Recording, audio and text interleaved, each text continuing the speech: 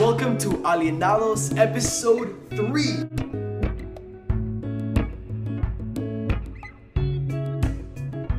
The orgy of power of the Latin American left at the beginning of the 21st century is finally over.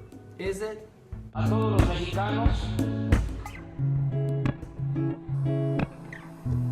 The red in the map is finally turning blue after Bolsonaro's victory in Brazil. And remember that 1 week before he won, he promised to sweep the Reds out of the map, giving them two choices: jail or exile. The victory of López Obrador in Mexico offered a glimpse of hope to the left, but let's be real, he does not give a crap about the countries south of Mexico. No nos inspiramos en ningún gobierno extranjero.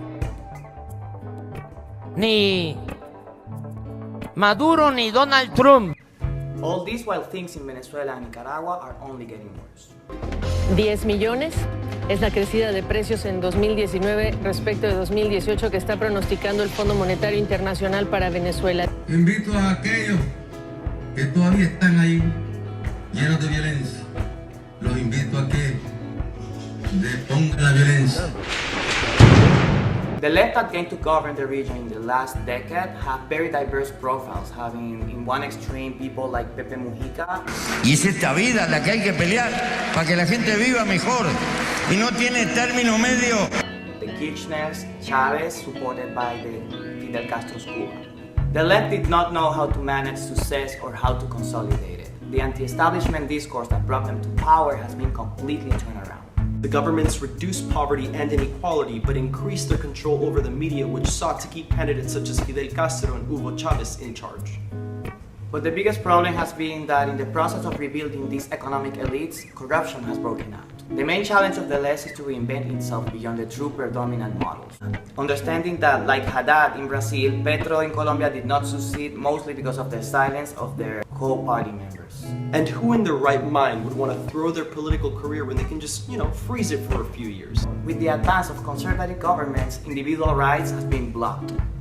Macri in Argentina refused to support the legislation of abortions. 38 senators against and 31 in favor. Bolsonaro's victory has alarmed blacks, women, and LGBT activists, displaying the power of the evangelical church and their conservative agenda. Vocês é que foram pervertidos, que direitos humanos é defender a minoria, não é defender a minoria. In addition, xenophobia goes hand in hand with the migrants who flee from Central America and Venezuela, because Chavez's last contribution was to force a mass exodus of Venezuelans, which gave rise to the worst conservative parties in the region. If there is something clear, is that the shift is here.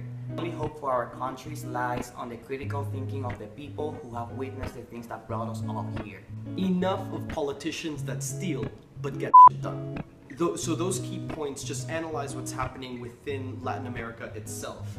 But we also need to talk about what's going on in our country right now, in the US, because this is a problem that stems not just there, but all throughout the Americas, excluding Canada, which just legalized weed.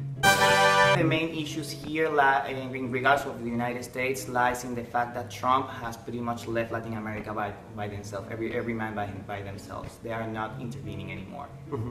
Leaving place for all these radical movements to rise without nobody supervising them. I'm not saying that the United States have the responsibility to put their hands in these matters, but if they've been doing them for so long, why not now? Yeah. Why not now?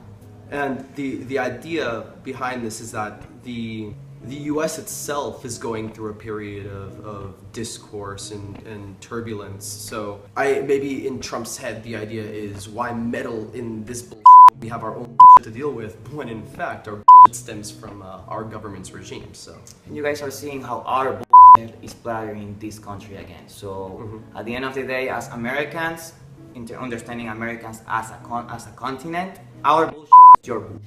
And as a closing note, we would like to leave you with a note for all our Brazilian friends.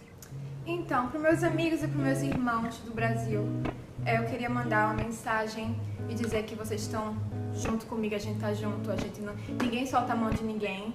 E infelizmente isso aconteceu, não é momento de se desesperar, é momento de ficar junto, mandar mensagem, trocar carinho. E lembre-se que infelizmente aconteceu, mas agora a gente tem que se reerguer, continuar nas ruas protestando tentando tirar essa pessoa que está no poder, que não nos representa. E para vocês, o meu abraço, o meu carinho e tamo junto.